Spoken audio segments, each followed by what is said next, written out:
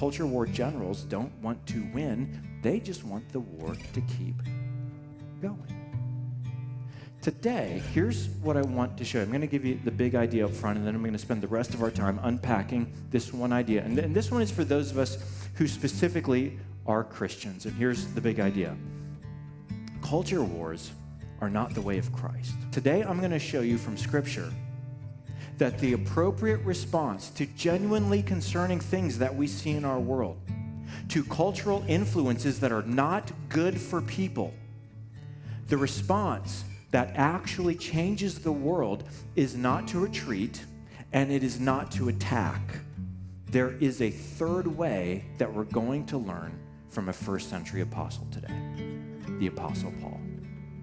In fact, if Paul in the first century were to write a letter to the church in the 21st century, I believe this is one of the things that he would address. Now, for those of us in the room who are not Christians, because I know that in our church, some people are checking things out. Some people just like to come, even though you wouldn't say that Jesus is God's son or that he has the words of life. So just so you know, I have nothing to say to you about whether or not you should engage in a culture war. I mean, if you love being afraid and angry all the time, hey, you go for it. You have a great time. You're scaring your children, but you go for it and you have a great time. But you can take the principle I'm going to show you today that Paul's going to teach us. And if you follow, you don't even have to follow Jesus, but if you adopt this principle, you're actually going to be far more effective at influencing people than you are going to be by joining in a culture war. But for those of us who follow Jesus, we are going to see his approach to actually changing a culture. So today we're going to see Paul's approach in 1 Corinthians 9, and his approach was not to war. His approach was to be winsome. Here's what he said in 1 Corinthians chapter 9. He said, "Though I am free and belong to no one, I have made myself a slave to everyone." Now, this was not a hypothetical in the first century world. Slavery was part of the Roman Empire. And Paul was not a slave, he was a free man. Not only was he a free man, he was a Roman citizen, which means he had rights. He could say, no, I have certain rights that have been granted to me by my government. But Paul said, I don't make use of those rights. Instead, whenever I walk into any room, I make myself a slave to everyone. Do you know the posture of a slave in the first century Roman world? You before me. You before me. How can I serve you? I'm going to assume that you're the most important person in the room. A slave is attentive to what the people need or want or desire in the room. A good slave, he will have the answer before the question is even posed. So Paul said, I am free, but just in my own life, I freely choose to make myself a slave to everyone, to which we, especially we freedom-loving Americans, would say, Paul, what do you mean you make yourself a slave when you're free? Why would you do that? And his answer at the end of the verse is, to win. I'm in it to win it. Your culture war generals, they are not in it to win it. They are in it to war. Not me. I'm in it to win it. I am in it to win as many as possible. Paul states his objective right up front, and here's the goal. Here's the big idea. Paul wanted to win people, not arguments. He had no interest in winning arguments. He had every interest in winning people. Now, he shows how this worked depending on which people group he was talking to. He says, to the Jews, I became like a Jew. To the Democrats, I became like a Democrat, though I myself am not woke, so as to win the Democrats.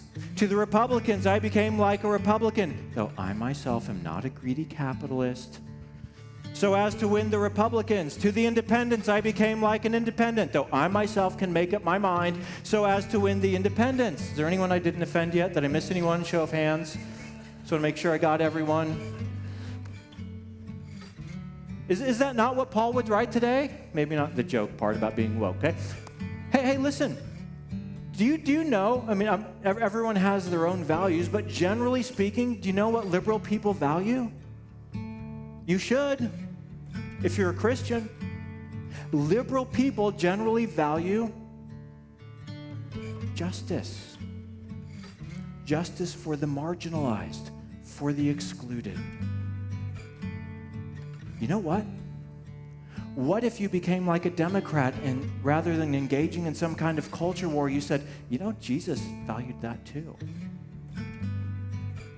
Because he had such a great love for people. And I think I see that in you. Can we talk about that? Hey, do you know what Republicans value? And everyone has their own unique values, but generally speaking, do you know what Republicans value? Order and stability.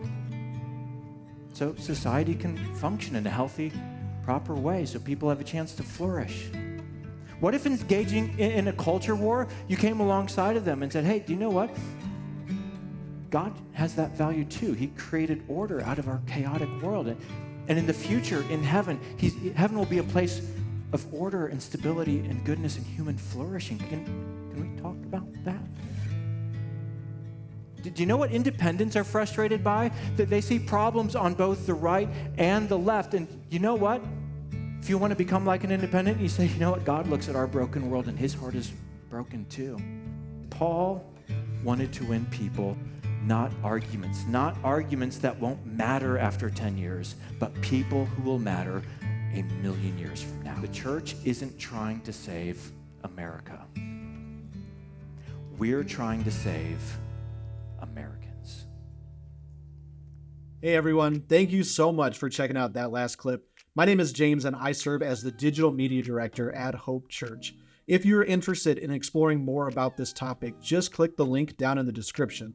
But we also wanted to take some time to personally invite you to come join us for our next live stream that's going to happen right here on YouTube starting at 8:25 a.m. Central. You'll be welcomed by our on-air host who will guide you through that day's experience. We have chat hosts ready to answer any questions that you might have, and we would just love for you to come be a part of our growing online community. But the real highlight is that we get a chance to meet you. So if you're interested in joining us, go ahead and hit that subscribe button. That way you'll get notified when we go live this Sunday. I cannot wait to hang out with you, and we'll see you there.